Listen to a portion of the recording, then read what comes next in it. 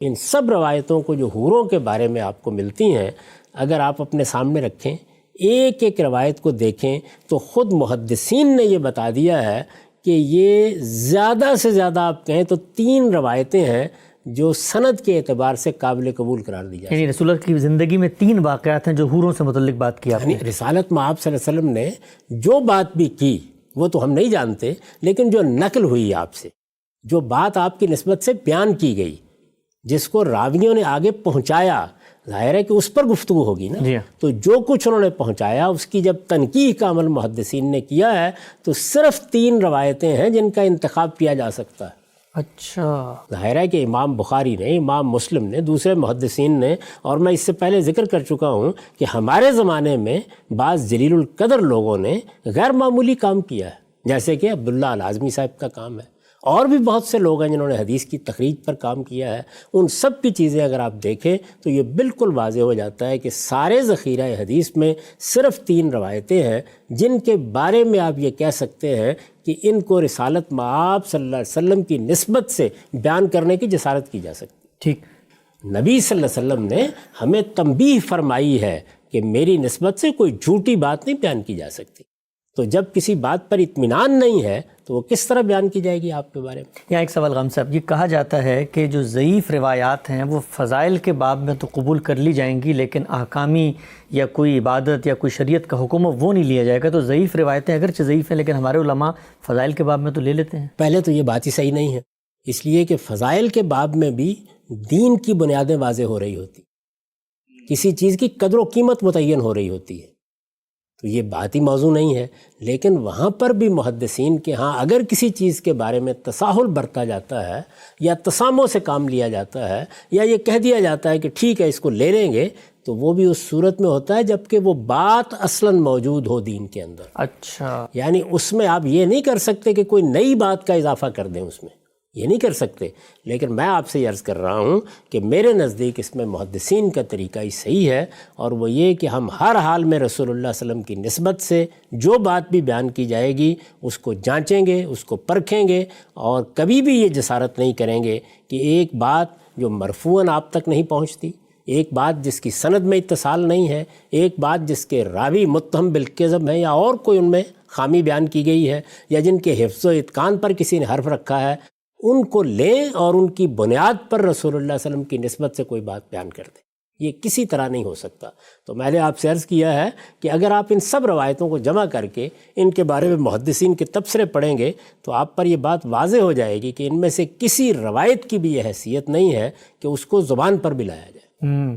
یہ صرف واعظ حضرات ہیں جو جسارت کر سکتے ہیں، وہ لوگ جن کا علم کی دنیا سے کوئی تعلق نہیں ہوتا۔ صرف 3 روایتیں ہیں، یعنی جو صحیح یا حسن کے درجے میں پہنچتی ہیں۔ یہ ذہن میں رکھنا چاہیے کہ جس کو محدثین کی اصطلاح میں صحیح کہتے ہیں، حسن کا درجہ بھی اس سے نیچے ہے۔ یعنی ساری روایتیں یہ 3 کی 3 صحیح کے درجے پر بھی نہیں پہنچتی، لیکن اگر آپ حسن روایت کو بھی قبول کر لیں تو 3 روایتیں ہیں، وہ میں آپ کے سامنے رکھ دیتا ہوں، اور دیکھ لیجئے کہ ان میں کیا کوئی بات قرآن مجید سے زائد کہی گئی ہے، قرآن مجید سے مختلف کہی گئی ہے، ان میں کوئی اس طرح کی داستان سنائی گئی ہے۔ وہ ساری کی ساری روایتیں یہ ہیں۔ پہلی روایت ابو ہریرہ رضی اللہ عنہ سے ہے، اور اس کو صحیح بخاری میں نقل کیا گیا ہے، رقم ہے 3024۔ ٹھیک، روایت سن لیجئے۔ عن ابی ہریرہ رضی اللہ عنہ قال قال رسول اللہ صلی اللہ علیہ وسلم اول زمرۃ تلج الجنۃ صورتهم علی صورت القمر لیلۃ البدر والذین علی آثارہم کأحسن کوکب دری فی السماء اذا لا یبصقون فیہا ولا یمتخطون ولا یتغوطون آنیتہم فیہا الذہب امشاتہم من الذہب والفضہ ومجامرہم العلوہ الانجوج عود الطیب ورشوہم المسک وَلِكُلِّ وَاحِدٍ مِّنْهُمْ زَوْجَتَانِ مِنَ الْحُورِ الْعِينِ يُرَى مُخُّ سُوقِهِمَا مِنْ وَرَاءِ اللَّحْمِ مِنَ الْحُسْنِ كَمَا يُرَى الشَّرَابُ الْأَحْمَرُ فِي الزُّجَاجَةِ الْبَيْضَاءِ وَمَا فِي الْجَنَّةِ أَعْزَبُ لَا اخْتِلَافَ بَيْنَهُمْ وَلَا تَبَاغُضُ قُلُوبُهُمْ قَلْبٌ وَاحِدٌ يُسَبِّحُونَ اللَّهَ بُكْرَةً وَعَشِيًّا۔ یہ میں نے پوری روایت پڑھ دی ہے، ترجمہ سن لیجئے۔ ابو ہریرہ رضی اللہ عنہ سے روایت ہے کہ رسول اللہ صلی اللہ علیہ وسلم نے فرمایا، سب سے پہلا گروہ جو جنت میں داخل ہوگا ان کی صورتیں ایسی روشن ہوں گی جیسے 14ویں کا چاند روشن ہوتا ہے۔ پھر ان کے بعد جو لوگ داخل ہوں گے وہ آسمان کے سب سے زیادہ روشن ستارے کی طرح چمکتے ہوں گے۔ وہ نہ تھوکیں گے، نہ ان کی ناک سے رطوبت نکلے گی، اور نہ بول و براز کی ضرورت لاحق ہوگی۔ ان کے برتن سونے کے ہوں گے، یہاں تک کہ کنگے بھی سونے چاندی کے ہوں گے۔ ان کی انگیٹھیوں میں نہایت پاکیزہ اور خوشبودار عود سلگتا ہوگا، اور ان کا پسینہ مشک کی طرح ہوگا۔ یہ وہی چیزیں ہیں جو جنت کے بارے میں بڑی حد تک قرآن مجید سے بھی معلوم ہوتی ہیں۔ یہاں پر ذرا زیادہ تفصیل کی گئی ہے، ان میں کوئی ایسی چیز نہیں جس کے بارے میں کوئی حرف بھی اعتراض کیا جا سکے۔ ٹھیک۔ اس کے بعد فرمایا ان میں سے ہر ایک کی 2 بیویاں ہوں گی، آہو چشم گوریوں میں سے۔ یہ آپ دیکھیے کہ وہی بات ہے جو قرآن مجید میں بیان ہوئی ہے۔ اچھا، جو لفظ استعمال ہوا ہے وہ لفظ بھی وہی ہے، وہ الفاظ کیا ہیں؟ وَلِكُلِّ وَاحِدٍ مِّنْهُمْ زَوْجَتَانِ مِنَ الْحُورِ الْعِينِ۔ ٹھیک۔ ہر ایک کی 2 بیویاں ہوں گی۔ وہ بیویاں کون ہوں گی؟ تو یہ فرمایا کہ آہو چشم گوریوں میں سے، جن کی پنڈلیوں کا گودا ان کے حسن کی وجہ سے گوشت کے اوپر ایسا دکھائی دے گا جیسے سفید پیمانے میں سرخ شراب دکھائی دے۔ یعنی یہ ان کے حسن و جمال کو ایک بہت خوبصورت تشبیہ سے واضح کیا ہے۔ جنت میں کوئی بھی کنوارا نہ ہوگا، ان کا آپس میں کوئی اختلاف نہ ہوگا اور نہ بغض و عناد۔ ان کے دل بالکل ایک ہوں گے، وہ صبح و شام وہاں اللہ کی تسبیح و تحلیل میں مشغول رہیں گے۔ ٹھیک۔ تو اس میں دیکھ لیجئے قرآن مجید سے زائد کیا بات کہی گئی ہے، اس سے مختلف کیا بات کہی گئی ہے۔ یہاں پر کیا کوئی اس طرح کی اطلاع دی گئی ہے کہ یہ کوئی الگ مخلوق ہے؟ وہی الفاظ، وہی اسلوب بیان کیا گیا ہے۔ زیادہ سے زیادہ آپ یہ کہہ سکتے ہیں کہ یہ صراحت کر دی گئی ہے کہ 2 بیویاں ہوں گی۔ ٹھیک۔ اس سے زیادہ تو کوئی بات نہیں ہے۔ اس کے بعد آپ اگلی روایت پہ آئیے۔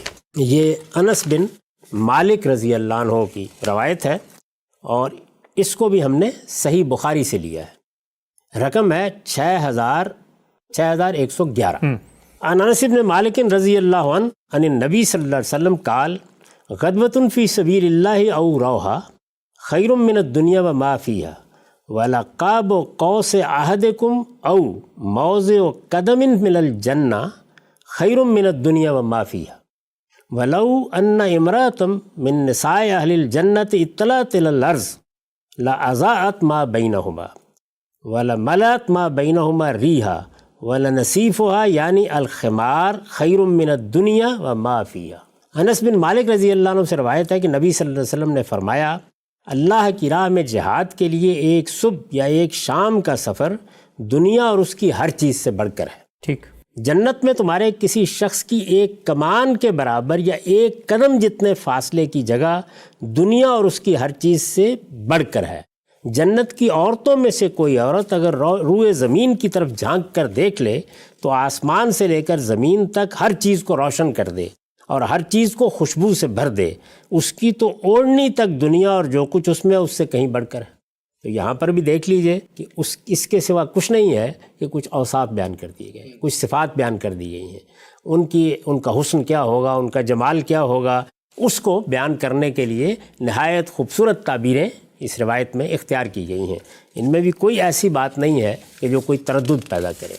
اس کے بعد اس سلسلے کی آخری روایت ہے، اور یہ روایت معاذ بن جبل سے ہے۔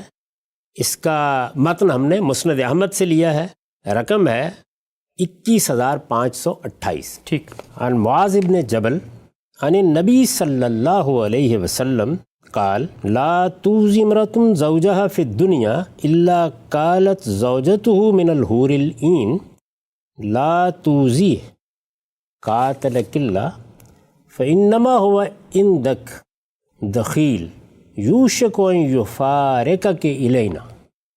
معاذ بن جبل رضی اللہ عنہ سے روایت ہے کہ نبی صلی اللہ علیہ وسلم نے فرمایا جب کوئی عورت دنیا میں اپنے شوہر کو تکلیف دیتی ہے تو آہو چشم گوریوں میں سے اس کی بیوی کہتی ہے اللہ تجھے ہلاک کرے، اس کو تکلیف نہ دے، یہ تو تیرے پاس مہمان ہے، قریب ہے کہ یہ تجھے چھوڑ کر ہمارے پاس آ جائے۔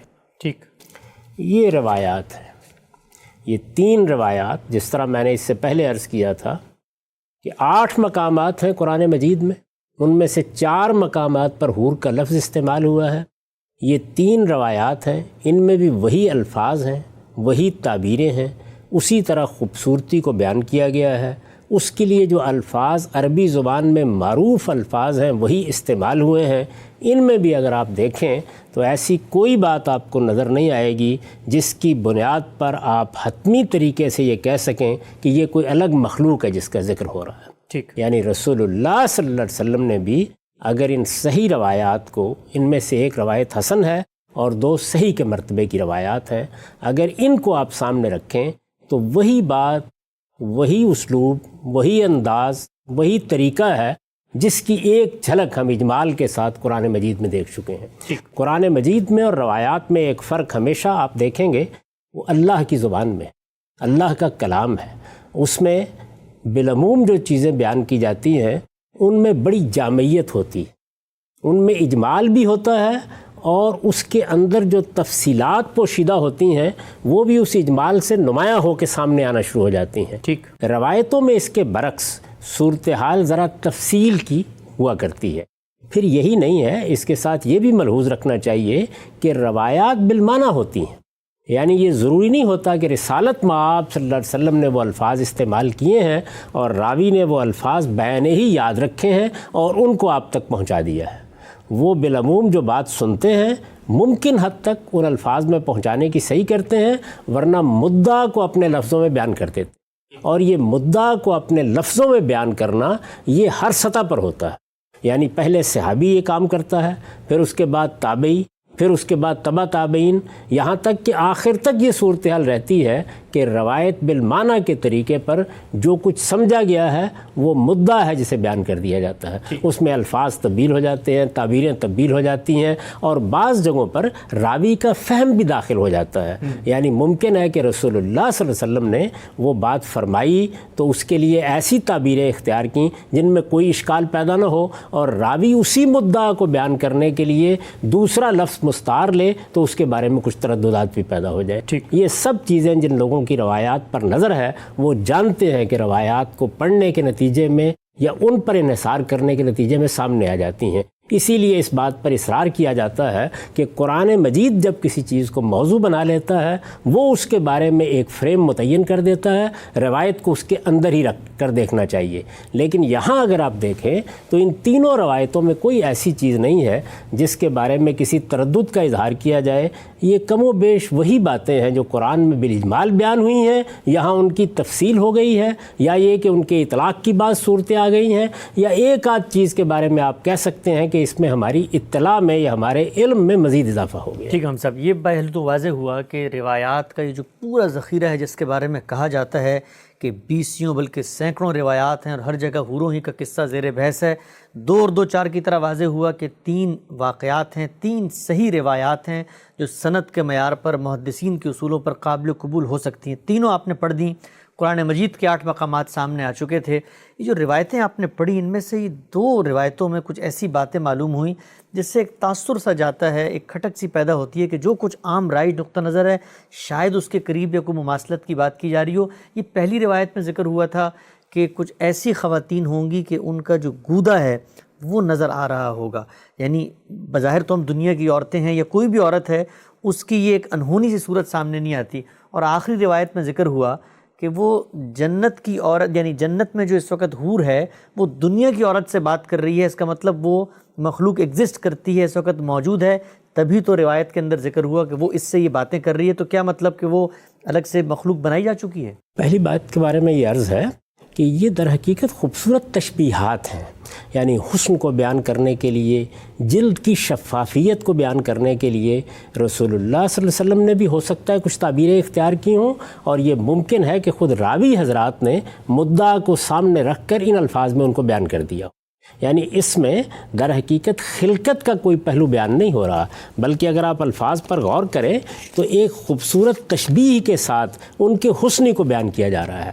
دوبارہ سنیے جو ترجمہ میں نے ان کا کیا ہے، ان میں سے ہر ایک کی 2 بیویاں ہوں گی، آہو چشم گوریوں میں سے، یہ وہی الفاظ ہیں جو قرآن مجید میں بھی آئے ہیں، یعنی الحور العین، جن کی پنڈلیوں کا گودا، اب دیکھیے اس میں الفاظ ہیں ان کے حسن کی وجہ سے، یہ نہیں کہ ان کی خلقت کی وجہ سے، وہ کوئی الگ مخلوق ہے، ان کے حسن کی وجہ سے گوشت کے اوپر ایسا دکھائی دے گا جیسے سفید پیمانے میں سرخ شراب دکھائی دے، تو دیکھیے اس میں تو بڑا ہی خوبصورت ادبی اسلوب ہے جو جمال کو بیان کرنے کے لیے اختیار کیا گیا ہے۔ اگر آپ دیکھیں تو عربی شاعری میں، فارسی شاعری میں، ہماری اردو شاعری میں اس طرح کی خوبصورت تعبیریں عام شعراء نے اختیار کی ہیں۔ تو رسالت مآب صلی اللہ علیہ وسلم نے بھی یہ تصویر ہمارے سامنے رکھی ہے اور اس کو ظاہر ہے کہ راویوں نے پھر اپنے الفاظ میں آگے بیان کر دیا ہے۔ اس میں کوئی ایسی چیز نہیں، یہ محض ان کے حسن کا بیان ہے۔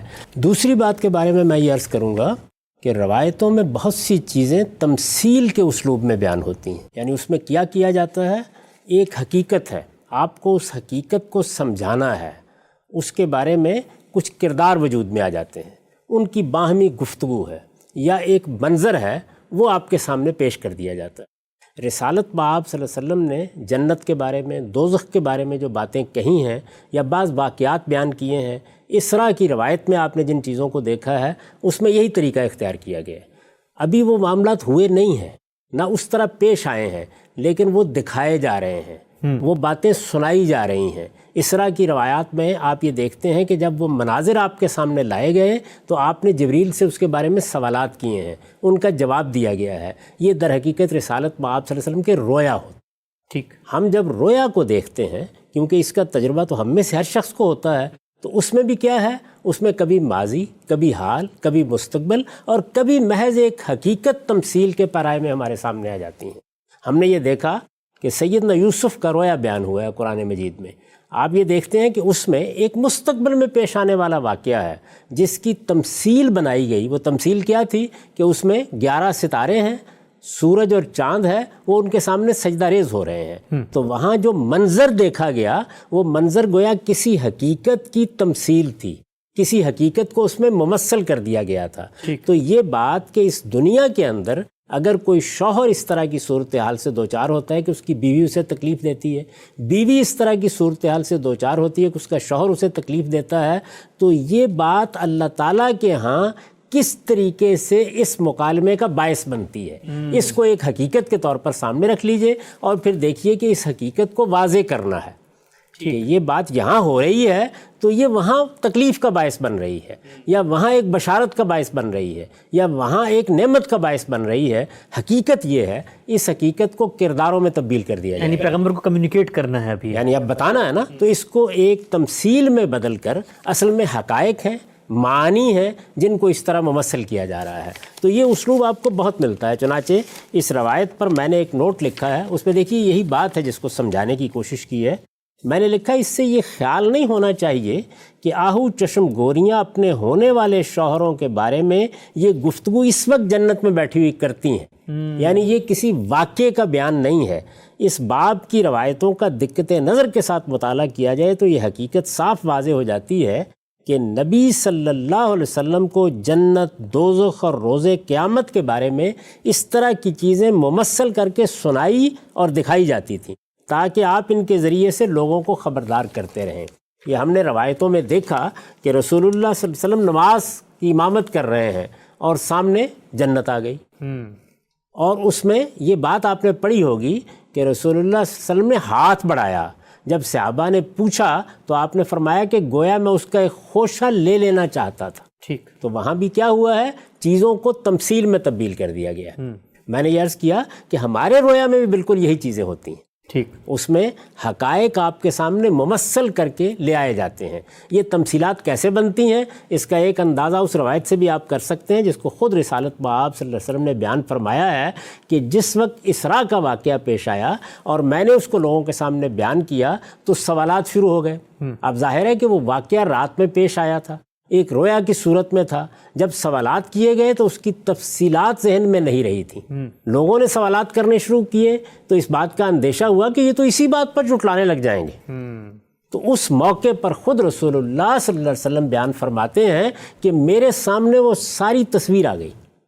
اب گویا تصویر سامنے تھی اور میں ایک ایک مقام یا راستے کی ایک ایک منزل کو گویا سامنے دیکھ رہا تھا اور لوگوں کے سامنے بیان کر رہا۔ تو اس طرح پیغمبر کے سامنے چیزیں ممثل کر کے لائی جاتی ہیں۔ یہ آپ اس وقت دیکھیے کہ ہم لوگوں نے کس چیز میں کامیابی حاصل کی ہے انسان کی حیثیت سے۔ وہ بہت سے معاملات کہ جو پہلے ماضی میں گم ہو جاتے تھے، دنیا معلوم نہیں کب سے قائم ہے، کب سے یہ مخلوق جس کو ہم انسان کہتے ہیں دنیا میں موجود ہے، اس کی تاریخ بن رہی ہے۔ یہ تاریخ ہم کتابوں میں پڑھتے تھے، روایتوں میں سنتے تھے۔ اب اس وقت جو تاریخ بن رہی ہے اس کو آپ کیا کرتے ہیں؟ اس کو محفوظ کرتے چلے جا رہے ہیں۔ اس میں یہ واقعہ محفوظ ہو رہا ہے۔ اسی طریقے سے آپ نے دیکھا ہے کہ ایک ناول نگار کیا کرتا ہے، فکشن لکھنے والا کیا کرتا ہے، ڈرامہ لکھنے والا کیا کرتا ہے، وہ حقائق کو لیتا ہے اور حقائق کے کردار تخلیق کرتا ہے اور ان کرداروں کے ذریعے اس حقیقت کو بیان کر دیتا ہے۔ یہ دونوں معاملات اللہ تعالیٰ کی طرف سے بھی ہوتے رہتے ہیں۔ یعنی ایسا بھی ہوتا ہے کہ مستقبل کی ایک چیز کو لیا گیا اور مستقبل کی وہ چیز بعض کرداروں میں ڈھالی گئی اور اس وقت آپ کو دکھا دی گئی یا سنا دی گئی، اور ایسا بھی ہوتا ہے کہ حقیقت کو سامنے لایا گیا اور حقیقت کو ایک تمثیل کی صورت دے دی گئی اور گویا کہ ایسا ہوا کہ جیسے حور یہ بات کر رہی ہے۔ تو یہ بات اگر روایات کا دقت نظر کے ساتھ مطالعہ کیا جائے تو بالکل واضح ہو جاتی ہے کہ ان کی بنیاد پر کوئی استدلال نہیں کیا جا سکتا۔ ٹھیک، ہم سب آگے بڑھتے ہیں۔ روایات آپ نے پیش کر دیں، 3 ہی روایات ہیں، قرآن کے مقامات سامنے آ گئے۔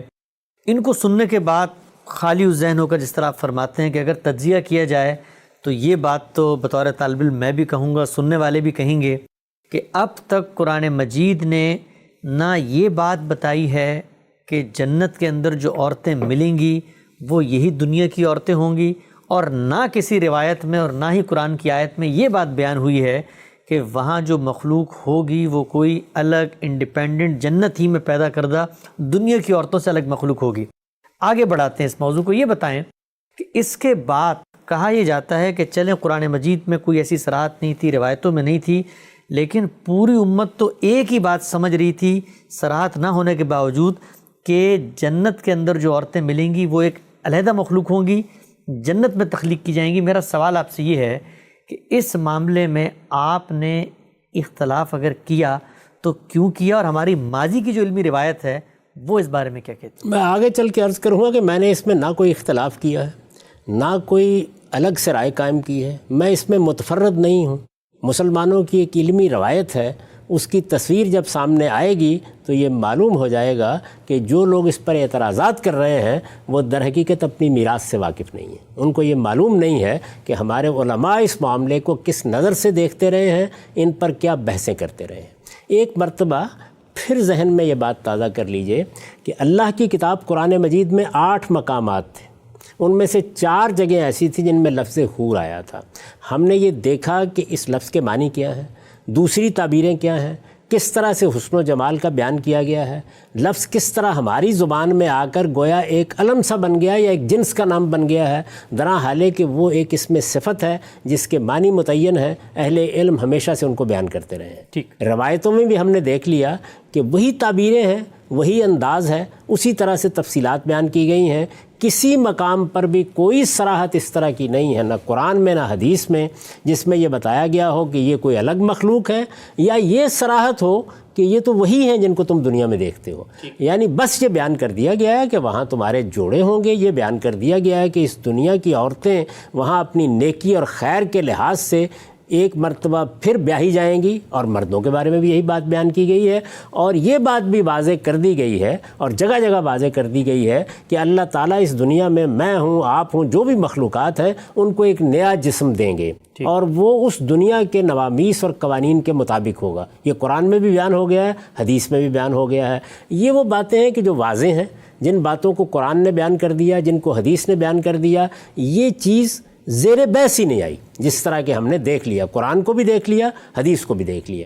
اب یہ سوال تو بہرحال رہتا ہے، پیدا ہو جاتا ہے نا، یعنی آدمی پوچھنا چاہتا ہے کہ یہ جو اتنی عورتوں کا ذکر ہو رہا ہے، جن کے یہ حسن کا ذکر ہو رہا ہے، جمال کا ذکر ہو رہا ہے، یہ ہماری اسی دنیا کی عورتیں ہوں گی یا یہ کہ یہ کوئی الگ مخلوق ہوگی؟ یہ سوال لوگوں کے ذہن میں پیدا ہوا ہے، اس کا انہوں نے جواب دینے کی صحیح کی ہے، اور بعض ایسے اشارات موجود تھے جن کی بنیاد پر ان کا ذہن اس جانب گیا بھی ہے، یعنی اس کا ایک محل ہے۔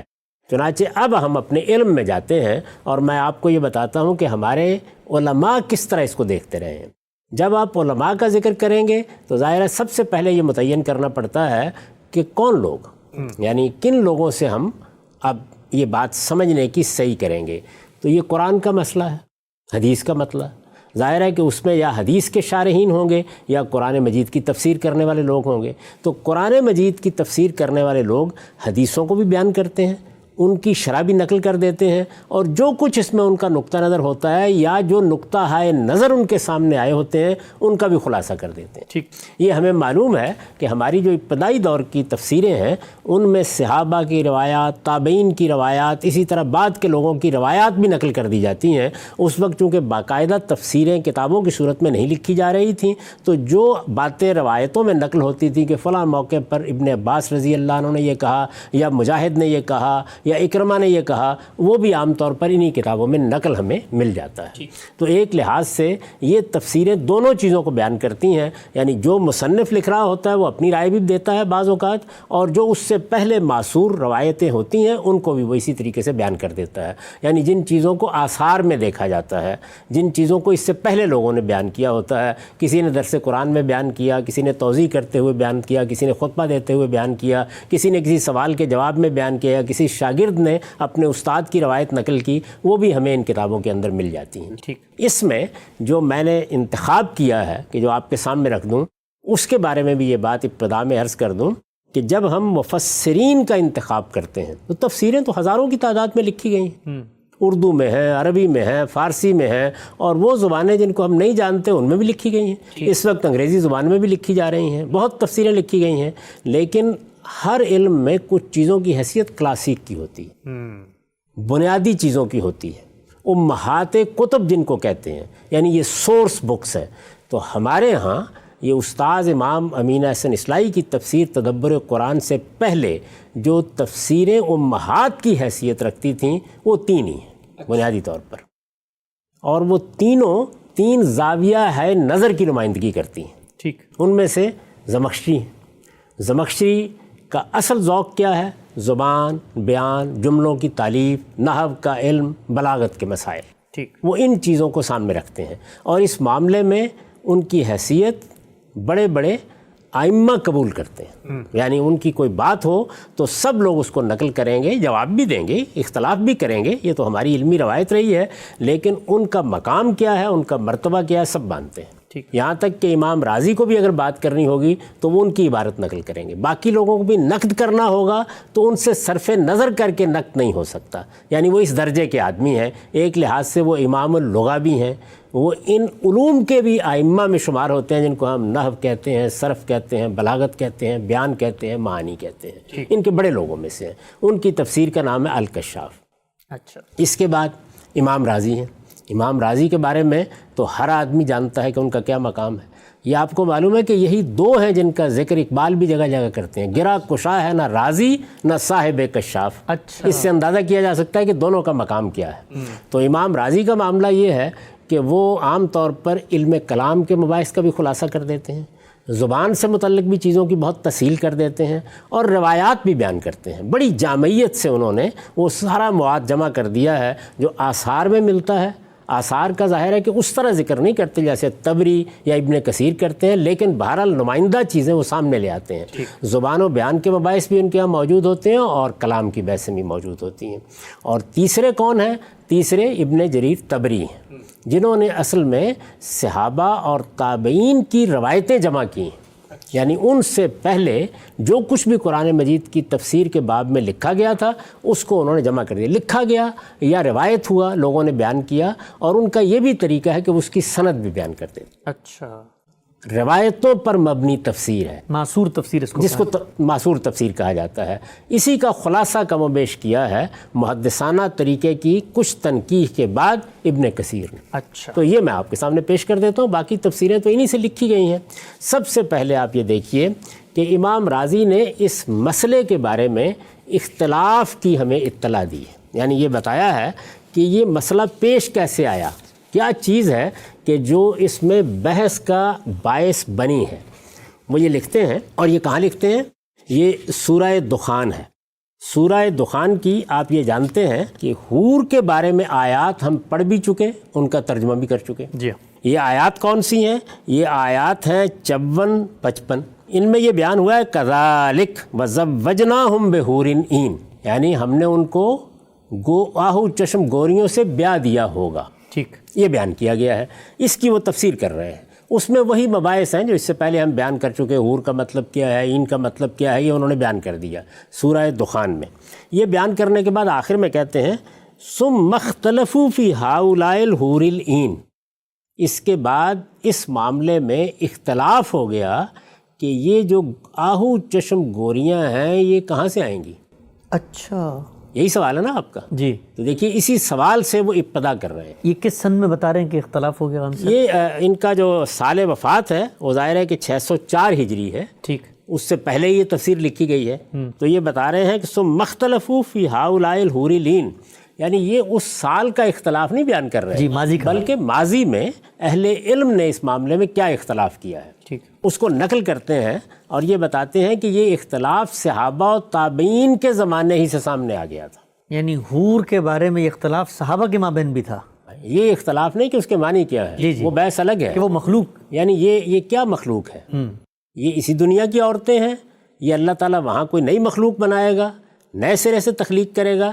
یہ اختلاف ابتدا ہی سے سامنے آ گیا تھا صحابہ اور تابعین کے زمانے سے۔ اب پھر دیکھیے، چونکہ قرآن مجید میں کوئی صراحت موجود نہیں ہے، چونکہ روایتوں میں کوئی صراحت موجود نہیں ہے، اسی لیے تو اختلاف کیا جائے گا۔ بہت اہم نقطہ، یعنی اگر قرآن مجید اس کی صراحت کر دیتا، حدیث میں رسالت مآب صلی اللہ علیہ وسلم اس کی صراحت کر دیتے، پھر اختلاف کی جسارت کون کر سکتا ہے؟ وہ چیزیں جن کے بارے میں ایسی کوئی صراحت نہیں ہوتی تو اہل علم مختلف قرائن کی صورت میں ان کے بارے میں کوئی رائے قائم کرتے ہیں۔ ٹھیک، اس میں ظاہر ہے کہ قرائن ہوتے ہیں، دلائل ہوتے ہیں، ان کے بارے میں حتمی طور پر نہیں کہا جا سکتا کہ صحیح بات کیا ہے، اس میں یہی ہوتا ہے کہ یہ میرا فہم ہے، میں اس کو ایسے دیکھتا ہوں، فلاں فلاں قرائن کی بنیاد پر میں اس رائے کو ترجیح دیتا ہوں، یہی اسلوب ہوتا ہے۔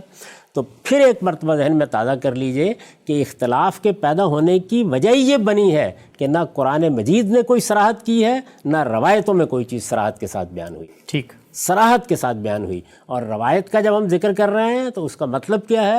صحیح روایتیں، ٹھیک، وہ روایتیں جن کی رسالت مآب صلی اللہ علیہ وسلم کی نسبت متحقق ہوتی ہے، جن کو آپ کی نسبت سے بیان کیا جا سکتا ہے۔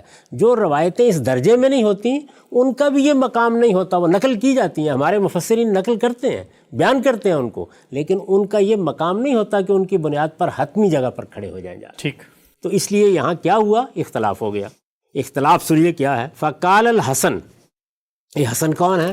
یہ حسن بصری ہیں، ان کا بہت ذکر سنا ہوگا، جی، یعنی یہ بڑی زاہد عابد شخصیت ہے، یہ تابعین میں سے ہیں، رسالت مآب صلی اللہ علیہ وسلم کے زمانے کے بہت قریب صحابہ سے انہوں نے علم حاصل کیا ہے، اور یہ بڑے مفسرین میں شمار ہوتے ہیں۔ یعنی جب ابھی تفسیریں نہیں لکھی جا رہی تھیں، تابعین مختلف چیزیں بیان کر رہے تھے، گویا قرآن پڑھا رہے تھے یا سکھا رہے تھے یا اس کے بارے میں سوالوں کے جواب دے رہے تھے، تو ہم دیکھتے ہیں نا، یہ مجاہد ہیں، یہ اکرمہ ہیں، اس طرح کے بعض تابعین میں بزرگ ہیں جو تفسیر میں بڑا مقام رکھتے ہیں، تو حسن کا بھی تفسیر میں بڑا مقام ہے۔ ٹھیک، تو انہوں نے کیا کہا؟ وہ یہ کہتے ہیں کہ ہن عجائزکم الدرد، یہ تمہاری یہی بوڑھیاں ہیں، یہ جن کے دانت اس دنیا میں گر جاتے ہیں۔ عجیب، یہ حسن بصری، حسن بصری جو ہماری امت کے جلیل القدر علماء میں سے ہیں، زاہد عابد ہیں، بڑے مفسر ہیں، کوئی تفسیر آپ اٹھائیں ان کی کوئی نہ کوئی رائے آپ کو نقل ہوتی مل جائے گی، ٹھیک، تابعین میں سے ہیں، یعنی صحابہ کو جن لوگوں نے دیکھا ہے۔ فقال الحسن ہن عجائزکم الدرد، یہ جو تمہاری ہی بوڑھی عورتیں ہوتی ہیں، جب بوڑھی پھوس ہو جاتی ہیں تو تم نے دیکھا دانت بھی نہیں رہتے، یہی ہیں، یہ کوئی الگ مخلوق نہیں ہے۔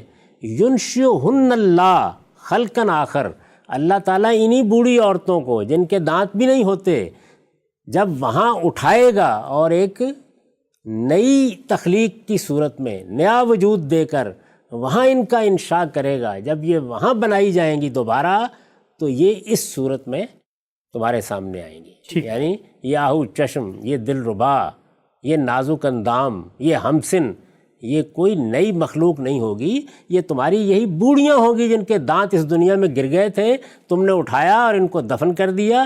ینشئہن، ان کو دوبارہ اللہ تعالیٰ پیدا کرے گا، ٹھیک، اور دوبارہ پیدا کرے گا کس طرح؟ خلقاً آخر، ایک نئی مخلوق کی صورت بنا دے گا۔ یعنی یہ نئی صورت اختیار کر لیں گی. ظاہر ہے میں بھی اسی صورت سے گزروں گا، آپ بھی گزریں گے، باقی سب بھی گزریں گے. یہ قرآن مجید نے خود بیان کر دیا ہوا ہے کہ ہم تمہارا یہ جسم جو ہے جو اس وقت ختم ہو جائے گا، اس کو جب دوبارہ بنائیں گے تو ایک پور اس کی درست کریں گے. لیکن یہ ہوگا کیا؟ نبدل امثالکم، یہ بینے ہی یہ جسم نہیں ہوگا، یہ وہاں کے نوامیس اور قوانین کے لحاظ سے ایک نیا جسم ہوگا. تو یہ کہتے ہیں کہ یہ تمہاری یہی بوڑھیاں ہوں گی، یہی جن کے دانت بھی یہاں گر جاتے ہیں. ینشئہن اللہ خلقا آخر، اللہ تعالیٰ ان کو ایک دوسری مخلوق کی صورت بنا کے کھڑا کر دے گا. وقال ابو ہریرہ، اور ابو ہریرہ رضی اللہ عنہ نے بیان کیا، انہن لیسوا من نساء الدنیا، انہوں نے ان سے اختلاف کیا اور یہ کہا کہ نہیں، یہ دنیا کی عورتیں نہیں ہوں. یعنی حسن بصری یہ کہہ رہے ہیں کہ یہ دنیا کی یہی عورتیں ہوں گی، یہی بڈھیاں ہوں گی، یہی جن کو تم دیکھتے ہو کہ یہاں پر کس حال کو پہنچ گئیں. یہ انہوں نے کیوں بیان کیا کس حال کو پہنچ گئیں؟ یعنی مطلب یہ ہے کہ پریشانی نہیں ہونی چاہیے کہ وہ تو قرآن مجید کہتے ہیں آہو چشم ہوں گی، گوریاں ہوں گی، وہ تو ہمسن ہوں گی، وہ تو کنواریاں ہوں گی. وہ کہتے ہیں انہی بڈھی عورتوں کو اللہ تعالیٰ یہ بنا دے گا، یہ نئی صورت دے دے گا، یہ اعادہ خلق ہوگا. قرآن مجید میں آتا ہے نا کہ ہم نعیدہ، ہم ایک مرتبہ پھر دہرا دیں گے اس سارے معاملے کو. تو اس کو ہمارے ہاں تعبیر کیا جاتا ہے اعادہ خلق سے. تو یہ بیان کر رہے ہیں کہ اعادہ خلق ہوگا. تو حسن بصری کی رائے کیا ہے کہ اعادہ خلق ہوگا، اور ابو ہریرہ کی رائے کیا تھی کہ انہن لیسوا من نساء الدنیا، یہ دنیا کی عورتیں نہیں ہوں گی. گویا اختلاف تھا اور دو آراء شروع سے موجود تھیں. دو آراء پہلے دن سے پیدا ہو گئی، یعنی رسالت مآب صلی اللہ علیہ وسلم کے بعد لوگوں نے یہ دو آراء قائم کی. ٹھیک. پھر اس بات کو ذہن میں ایک بار تازہ کر لیجئے کہ اگر اللہ تعالیٰ نے صراحت کر دی ہوتی، اگر رسالت مآب صلی اللہ علیہ وسلم نے کوئی بات کہی ہوتی اور وہ متحقق ہو کر منتقل ہو گئی ہوتی، صحابہ و تابعین اس سے پوری طرح واقف ہوتے، تو یہ ممکن ہی نہیں تھا کہ اختلاف. گویا آپ کی اس بات کی تصویب ہو گئی کہ وہ 8 مقامات اور یہ صحیح روایات، ان میں صراحت کے ساتھ اس کا ذکر نہیں ملتا. صراحت کے ساتھ ذکر نہیں ملتا، اسی لیے یہ آراء قائم کی گئیں. آراء قائم کرنے میں کیا ہوتا ہے یہ بھی سمجھ لیجئے، ہمیشہ قرائن ہوتے ہیں. یعنی کسی کو لم یتم سننا انسن قبلہم ولا جان سے خیال ہوا ہوگا، کسی نے کسی دوسری آیت کو دیکھا ہوگا، اور اس طرح قرائن کی بنیاد پر، یا جیسے آپ نے ایک روایت کے بارے میں سوال کر دیا، انہوں نے یہ رائے قائم کی کہ یہ تو وہاں کوئی نئی مخلوق ہوگی جس کو اللہ تعالیٰ وجود پذیر کریں گے. اور حسن بصری کا نقطہ نظر یہ تھا کہ یہ تو تمہاری عورتیں ہوں گی، یہی بڈھیاں ہوں گی، انہی کو اللہ تعالیٰ کنواری بنا کر وہاں حسین و جمیل وہاں بنا کر تمہارے لیے تیار کر دیں. ٹھیک. یہ دو باتیں واضح ہو گئیں. یہ امام راضی نے ہم کو بتا دیا کہ اختلاف کی ابتدا کیسے ہوتی ہے. ہم صاحب بہت ہی تفصیل سے آپ نے بتایا کہ امام راضی اس معاملے میں کیا کہتے ہیں. آج 3 چیزیں واضح ہوئیں آپ سے گفتگو میں کہ کل جتنا مواد تھا 8 مقام قرآن کے، 3 مقامات احادیث کے، ان میں یہ صراحت نہیں ہے کہ یہ کوئی علیحدہ انڈیپینڈنٹ مخلوق ہے. اس کے بعد یہ سوال کہ خود علم کی روایت کے ہاں یہ مسئلہ اگر پیش آیا ہے تو ان کی کیا رائے ہے، اور ان میں جو امہات تفاسیر ہیں، امہات کتب ہیں، ان میں سے بعض چیزوں کے بارے میں آپ نے یہ انکشاف کیا ہے. اور میں کہوں گا بطور طالب علم شکریہ کے ساتھ کہ ماضی کی علمی روایت آپ نے ہمیں دکھائی، اس سے متعارف بھی کروایا. کہا ہی جاتا ہے کہ ان معاملات میں تو کوئی اختلاف نہیں ہے، ایک متفق مجمع علیہ رائے ہے. ایک تفسیر آپ نے سامنے رکھی، اس کے بعد بہت اہم کشاف وہ کیا کہتی ہے، اور پھر ہمارے ہاں جو معروف تفسیر ہے ابن کثیر کی، وہ اس بارے میں کیا کہتی ہے، اور اس سب کے بعد آپ کا اپنا رجحان اور نقطہ نظر کیا ہے. وقت ہمارا یہاں پہ پورا ہو رہا ہے بدقسمتی سے. انشاءاللہ اگلی نشست میں سب باتیں آپ سے جانیں گے. اب تک آپ کے وقت کا بہت شکریہ.